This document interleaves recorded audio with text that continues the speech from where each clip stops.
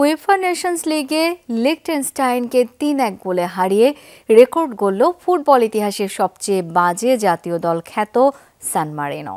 ৩৪ বছর পর কোনো প্রতিপক্ষের মাঠে জয় পেল তারা। সেই সাথে এই প্রথম কোনো এক ম্যাচে ৩ গোল করেছেন দলটির ফুটবলাররা। এই জয়ে নেশনস লিগের ডি গ্রুপ থেকে সি গ্রুপে উঠে এলো সান মারিনো। সব মিলিয়ে নিজেদের ইতিহাসে তৃতীয় জয় পেয়েছে ফিফা র্যাঙ্কিংয়ে ২১০ নম্বরে থাকা সান মারিনো। অপেক্ষার প্রহর কতটা দীর্ঘ হলে এমন আনন্দ উল্লাসে মাতা যায় তা হয়তো সবচেয়ে বেশি ভালো জেনে থাকবেন সান মারিনো ফুটবল দলের সমর্থকরা।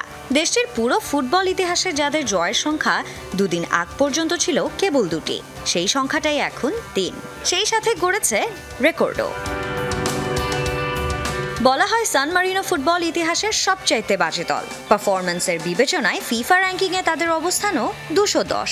সর্বপ্রথম তারা জয় পেয়েছিল ২০০৪ সালে, যেখানে তাদের প্রতিপক্ষ ছিল লিখটেনস্টাইন। এরপর আরও একটি জয়ের মুখ দেখতে তারা অপেক্ষা করেছে ২০ বছর। গত সেপ্টেম্বরে সেই লিখটেনস্টাইনকে হারিয়েই দ্বিতীয়বারের মতো জয়ের আনন্দে মেতে উঠেছিল সান মারিনো। কিন্তু প্রতিপক্ষের মাঠে অধরা জয়ের দেখা পাচ্ছিল না দলটি। অবশেষে নেশনস লিগের ম্যাচে কপাল খুলেছে সান মারিনোর। ২১০ ম্যাচ আর ৩৪ বছর পর চিরচেনা প্রতিপক্ষ লিখটেনস্টাইনের মাঠে জয় পেয়ে রেকর্ড গড়ল তারা। প্রথমবারের প্রতিপক্ষের মাঠেই জয়ের নতুন ইতিহাস লিখল সান মারিনো। একই সাথে এবারই প্রথম কোনো দলের বিপক্ষে এক ম্যাচে ৩ গোল করতে পেরেছে সান মারিনো।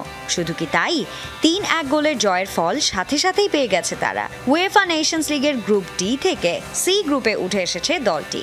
নিঃসন্দেহে এই জয় বাড়তি অনুপ্রেরণা জুগিয়েছে সান মারিনোকে। সানজানা আইভি, যমুনা স্পোর্টস।